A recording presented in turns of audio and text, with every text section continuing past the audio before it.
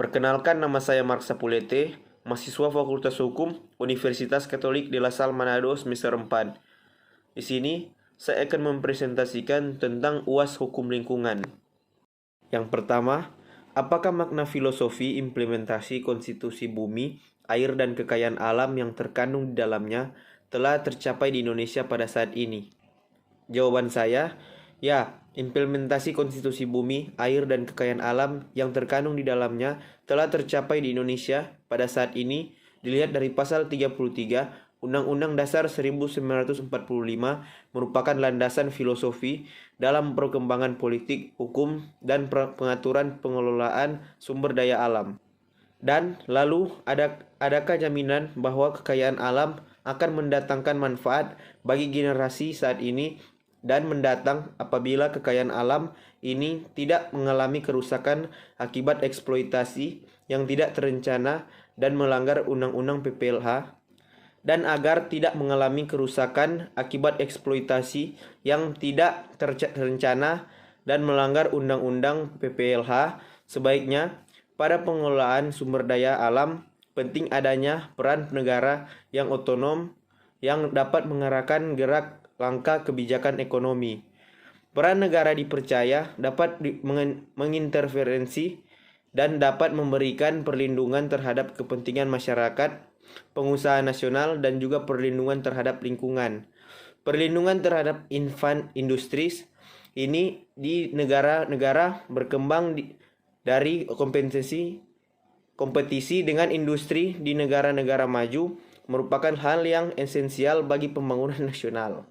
Soal yang kedua, apakah instrumen hukum nasional, baik konstitusi maupun UU RI nomor 32 tahun 2009 tentang PPLH telah menjadi jaminan bahwa aspek penegakan hukum lingkungan sudah berlangsung baik di Indonesia?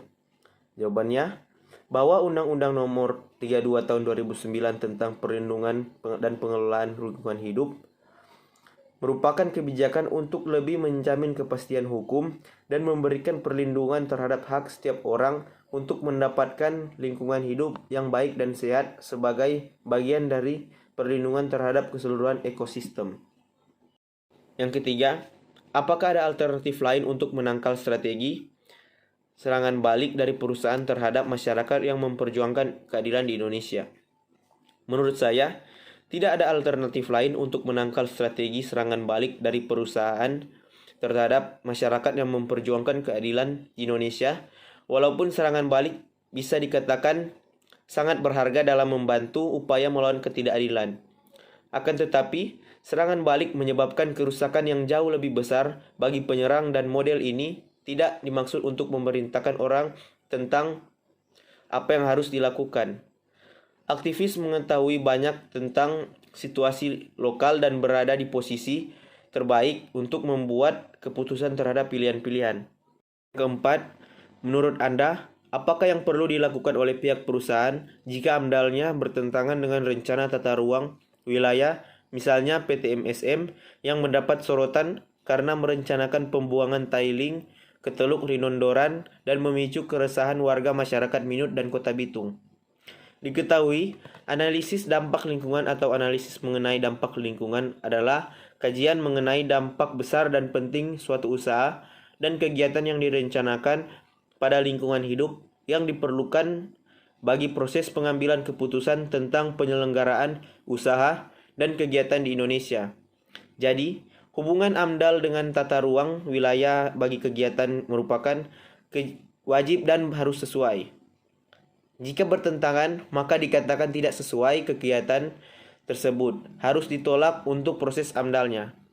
Yang kelima, apakah yang dimaksud dengan tanggung jawab mutlak atau strict liability menurut pasal 88 UU RI nomor 32 tahun 2009? Bagaimana contohnya? Tanggung jawab mutlak atau strict liability merupakan gagasan yang disampaikan dalam UU nomor 32 tahun 2009 tentang PPLH pasal 88. Setiap orang yang tindakannya, usahanya, dan kegiatannya menggunakan B3, menghasilkan dan mengelola limbah B3, dan yang menimbulkan ancaman serius terhadap lingkungan hidup, bertanggung jawab mutlak atas kerugian yang terjadi tanpa perlu pembuktian unsur kesalahan. Di dalam penjelasan pasal 88 yang dimaksud dengan bertanggung jawab mutlak atau strict liability adalah unsur kesalahan yang tidak perlu dibuktikan oleh pihak penggugat sebagai dasar pembayaran ganti rugi. Ketentuan ayat ini merupakan lex specialis dalam gugatan tentang perbuatan melanggar hukum pada umumnya. Contohnya, mereka yang kemudian dituntut secara pidana atas pencemaran atau kerusakan lingkungan hidup atau hutan juga dipandang harus bertanggung jawab karena perbuatan orang lain yang tidak ada hubungannya dengannya. Dan yang keenam, prinsip pencegahan dini dalam hukum lingkungan yaitu lebih baik mencegah terjadinya pencemaran dan kerusakan lingkungan daripada memperbaikinya. Dengan kata lain, menghindari terjadinya dampak yang merusak dan mencemari lingkungan pada setiap kegiatan. Acuan yang dipakai yaitu UU PPLH 2009 pasal 2F yang menyatakan ketidakpastian yang mengenai dampak suatu usaha dan karena keterbatasan penguasaan ilmu, pengetahuan, dan teknologi bukan merupakan alasan untuk menunda langkah-langkah meminimalisasi atau menghindari ancaman terhadap pencemaran dan kerusakan lingkungan hidup. Demikian presentasi saya. Sekian dan terima kasih.